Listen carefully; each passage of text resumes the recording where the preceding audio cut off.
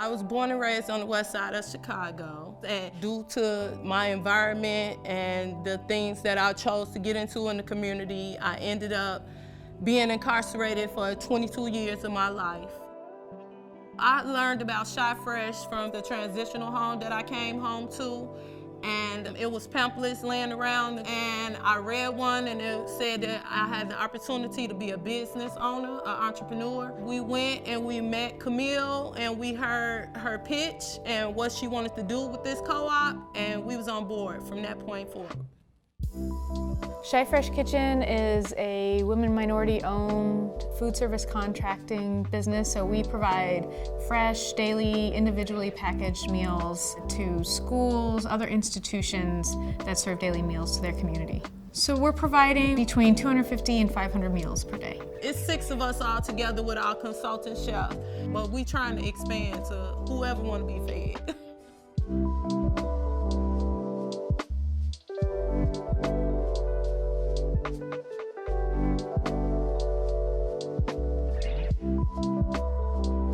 The focus on working with this population is about like, hey, these are brilliant humans that have so much that they want to give to each other and to society. You could see that so much of what was underpinning the folks we were working with and their struggles was just economics. It was just like folks did not have the resources they needed, and then were being punished for that. They often have to just focus on the daily struggle instead. I brought together our advisory board to think through what kind of industries would make sense to build economic security for formerly incarcerated Black women, and narrowed it down to food service contracting.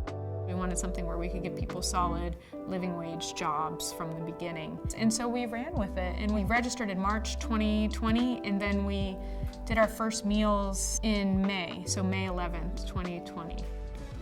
There's just a hustle involved throughout the process. As a startup worker cooperative, you're not only taking on new roles like serving on the board and making major decisions for the business, but just you're part of who the organization is. That's the great thing about being a co-op. You get to create your own environment. You know, not only were those already my friends and people that I love, but we get to work together to feed the community together and make our living wages together as well. So what is it not to be happy about?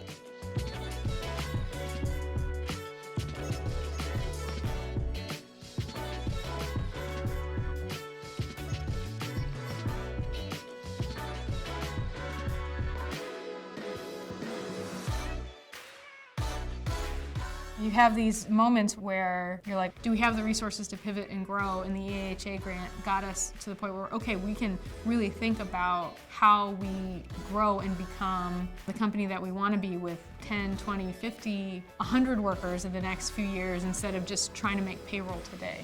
The funding is basically growth infrastructure. We are bringing in consultants who understand what we need to do to get to the next level. We are getting equipment that makes us more efficient so we can take on those bigger contracts. And we're actually working with a Black-owned marketing firm to get the clients that we need to get to that next level. It was just one of those moments where you just start believing in yourself. This opportunity to be an owner of ChiFresh means everything to me. Not only was I hit with obstacles from being incarcerated upon my release, just trying to find a job, but then the pandemic hit. So it was like back to square one for me. So ChiFresh came at the perfect time, at the best time, and that's why I put so much of my energy into it. We are taking classes and training to be on the business part of ChiFresh so that we can expand and maybe become nationwide. Anybody who say they want to eat, we ready to feed them. So that's a typical day at ChiFresh.